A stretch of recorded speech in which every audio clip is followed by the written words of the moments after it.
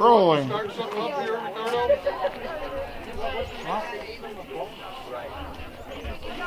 Oh, you want to? What? Nobody brought a PA? Yeah. Well, but no, I'm leaving it. I'm leaving it. I'll do that. But he needs to roll camera first. Sure. All right, everybody. I have one or two words to say. And I'm going to keep my camera on me, and he's going to keep the camera on me. First of all, bienvenidos a todos.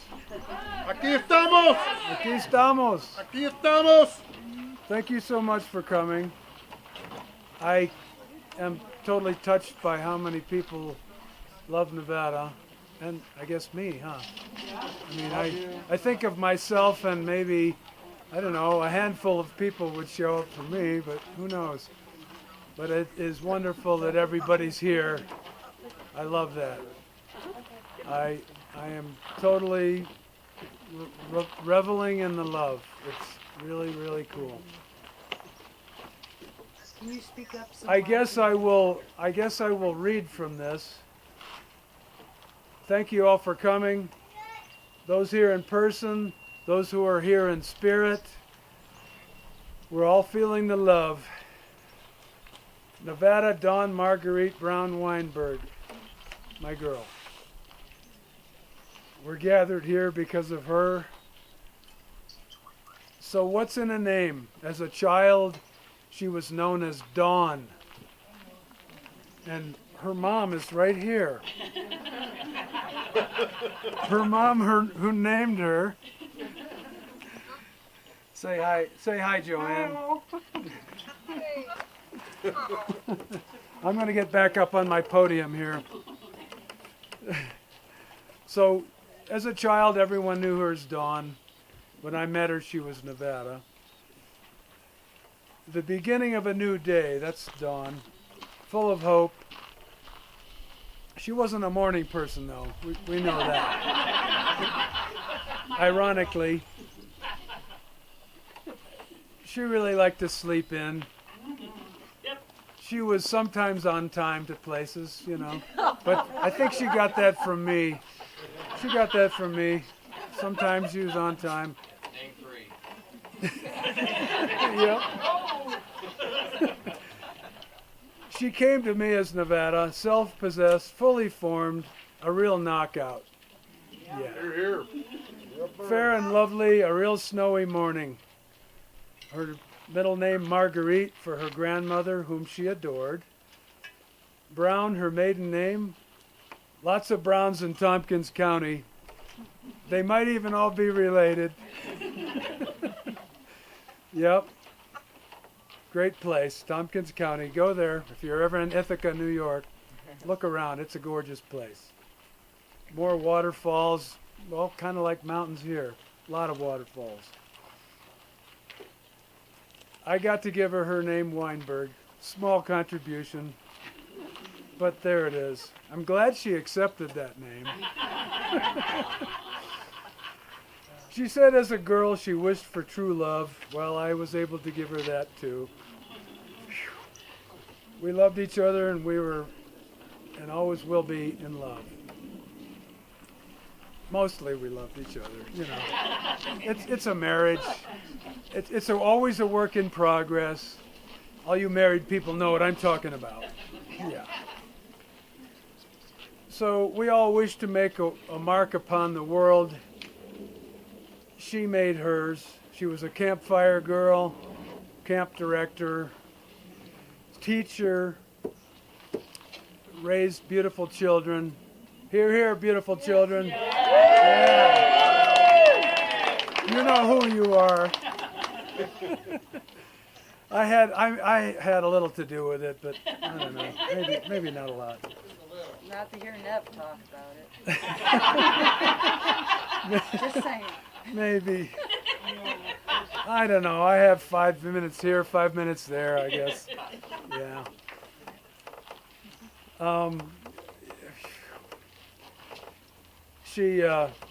She taught me how to balance the checkbook, you know. She was a good teacher. How to pay bills. Really? I have to pay bills? What's up? What's up with that? More than one Bill. Yeah. So if you can balance your checkbook, thank a teacher, right? Yeah. To her students, she would point to her head, and point to her heart, and say, "Be smart and be kind." She always said that to her students. We should all be that. We can't choose our family, but we can choose our spouse. Yeah, I did that. We chose each other. I would like to introduce everybody here, but I really have to have everybody do that themselves. It's just too much work. I introduced her mother, Joanne. Robin. Yeah. Baby sister. Okay, everybody, introduce yourselves. That's right. Okay, everyone. I hope I'm getting everybody in the picture. It's a beautiful thing. The Harveys are here. Look at that.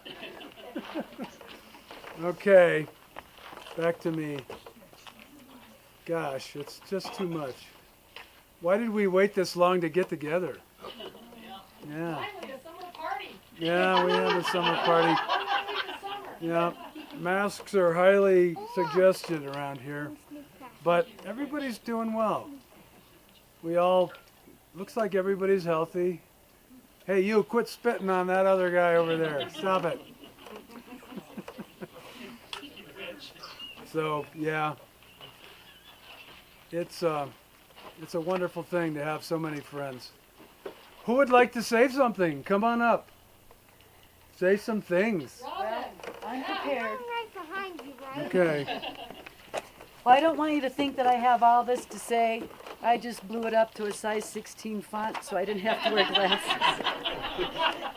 So I might repeat a little bit about Ricardo said, and I'm going to do my best to get through this. There's no guarantees.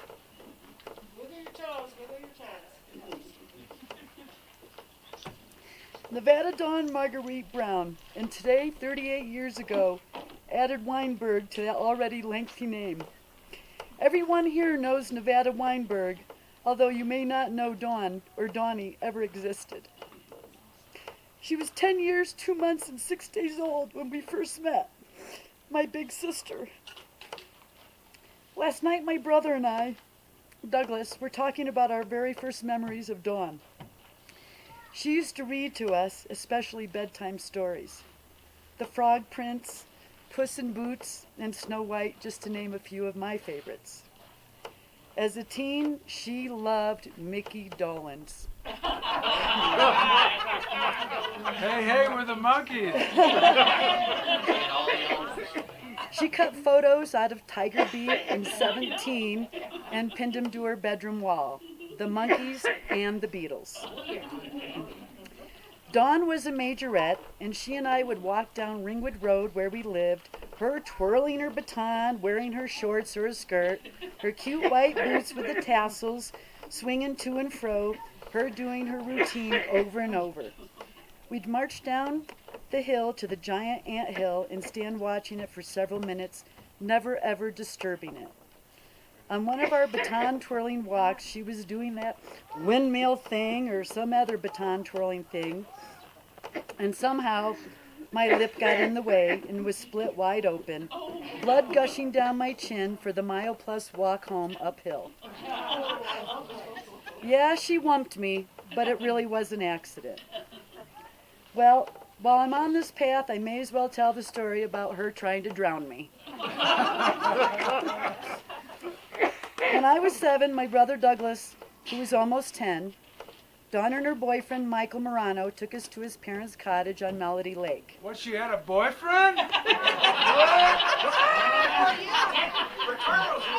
a minute. Was his name Bill?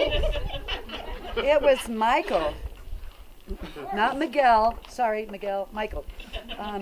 Let's see. Dawn loaded Doug and me up in the rowboat and headed for the middle of the lake. She had us hop out of the boat and hang on the back and kick while she rode. Well, that wasn't quite good enough for Nevada.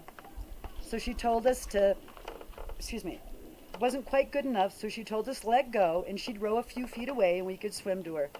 Well, I blubbed, and she dove off the boat, sending it in the opposite direction, stranding the three of us in the middle of the lake. She screamed, and some little old man came out and rescued us, while all the time lecturing and bitching at her about children and water. Don't tell Mom. Don't tell Mom. Yeah, right. First words out of my mouth. Guess what? Donnie tried to drown me.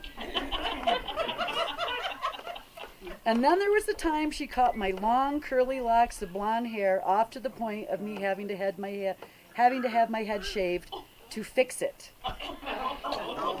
Of course, the excuse was I moved and oops, there went my hair. Now, not all of my Donnie adventures ended up in mishap. I remember her riding me on the handlebars of her blue bike down to the Hauser's house, telling me scary stories about the witch who was hung on the tree that stood above her stone in the old graveyard.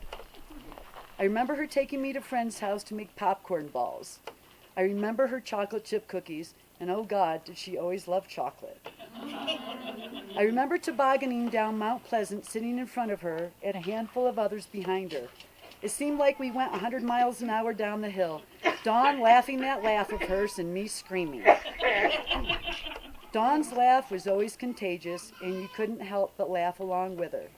I always wanted to be like her when I grew up. She talked on the phone. She'd talk on the phone with the cord stretched 20 feet to the chair across the kitchen, with her back against the counter and her feet up against the refrigerator.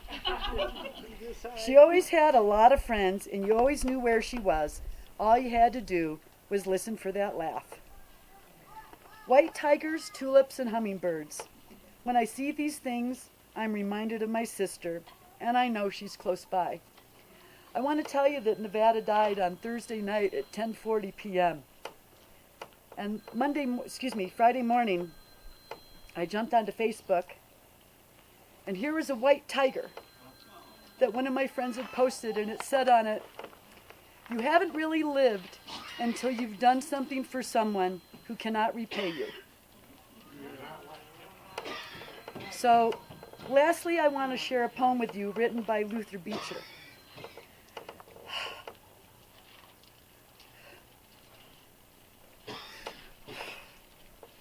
It's okay. You got this. Wiggle your toes.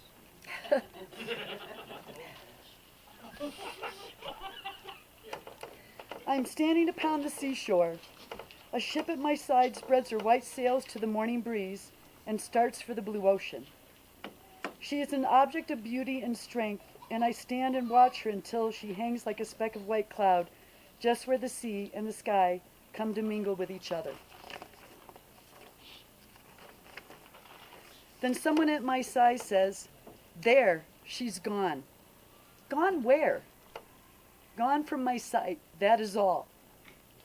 She is just as large in mast and hull and spar as she was when she left my side, and just as able to bear her load of living freight to the place of her destination. Her diminished size is in me, and not in her. And just at the moment when someone at my side says, "There, she's gone," there are other eyes that are watching for her coming, and other voices ready to take up the glad shout, "There she comes." I'll see you in Nevada, Dawn, when it's my turn and my boat sails across that horizon. I love you, sister. Thank you so much. Well, thank you. Okay, I'm going to briefly interrupt this. I'm going to briefly interrupt this by the fact that the elk have moved out into the meadow. The elk are coming out into the meadow. Come see.